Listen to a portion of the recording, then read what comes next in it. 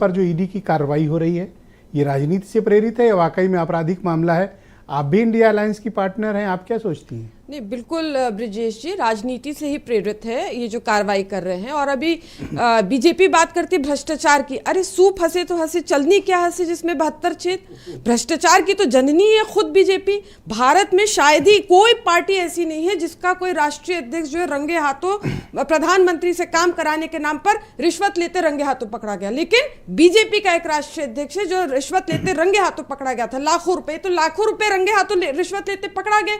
न जाने कितने करोड़ों ये लोग डकार चुके बीजेपी।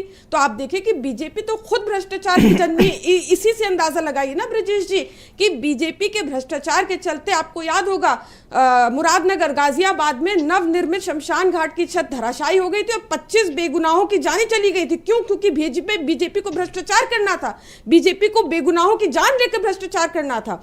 कोरोना के टाइम कितना बीजेपी ने भ्रष्टाचार किया? ऑक्सीजन में भ्रष्टाचार, इंजेक्शन में भ्रष्टाचार, शमशान घाट की लकड़ियों तक में भ्रष्टाचार, हर जगह भ्रष्टाचार करती रही बीजेपी। कांग्रेस वाले केजरीवाल को सपोर्ट करने में तो हटबच क्यों रहे हैं? नहीं, कोई हटबच नहीं रहा। मैं तो आपको ये बता रही हूँ। सुधा जी से 4 बार पूछा मैंने, आप ही बता दो। अच्छा नहीं, अरे मैं तो कह रही हूँ कि राजनीति से प्रेरित है। मैं तो आपको, जिस तरह से आप सपोर्ट कर रही हो कांग्रेस नहीं कर रहा। आप सुनिए बात, यही तो मसला है ब्रिजेश जी। मैं इंपॉर्टेंट बात आपको बताना चाह रही हूँ कि बीजेपी और आरएसएस, मैं आऊंगा खत्म करके डिबेट। बीजेपी और आरएसएस तो संस्कार देती है कि खूब भ्रष्टाचार करो और खूब बड़े रेपिस्ट बनो। जो जितना बड़ा भ्रष्टाचारी उतना बड़ा बीजेपी नेता, जो जितना बड़ा रेपिस्ट वो उतना बड़ा बीजेपी नेता। एक सेकंड और अभी आप देखिए, दुद्धी विधायक 9 साल पूर्व रेप का मुलजिम थे, तब भी जो 2022 में टिकट दिया और चुनाव लड़ाया और विधायक बनाया। क्यों? क्योंकि रेपिस्ट है। जो जितना बड़ा रेपिस्ट उतना बड़ा बीजेपी नेता।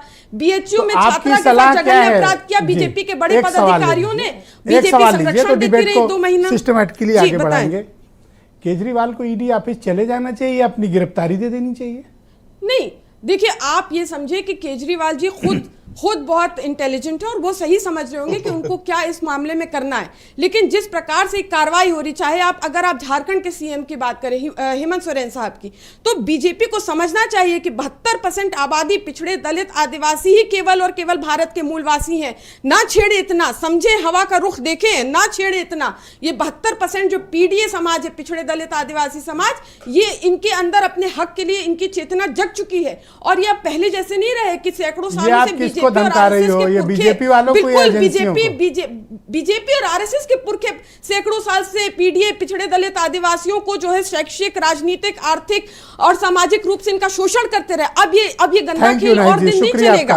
एक सेकंड और, इंडिया अलायंस पे आप पूछ रहे थे ना कि कमजोर हो रही है। बस 1 सेकंड में जल्दी बात खत्म करूंगी। आप बार बार ये लोग कह रहे हैं कि इंडिया अलायंस कमजोर हो रही है। ये देखिए, ये आज का अखबार है, यह आज का अखबार और बीजेपी के चहिता अखबार है। इसमें लिखा है कि तमिलनाडु में सीएम स्टालिन जी से मिलने गए, सीएम स्टालिन जी के साथ हैं माननीय मोदी जी, पीएम मोदी जी। तो मतलब स्टालिन जी के साथ है। आप तो शब्दों के खुद ही माहिर है। अब आप समझ लें कि स्टालिन जी का नाम पहले आया, स्टालिन जी के साथ है मोदी जी। बहुत शुक्रिया। मैं अरुण राजभर को आमंत्रित करता हूं। एक सेकंड और, आप समझिए जो चुनाव हुए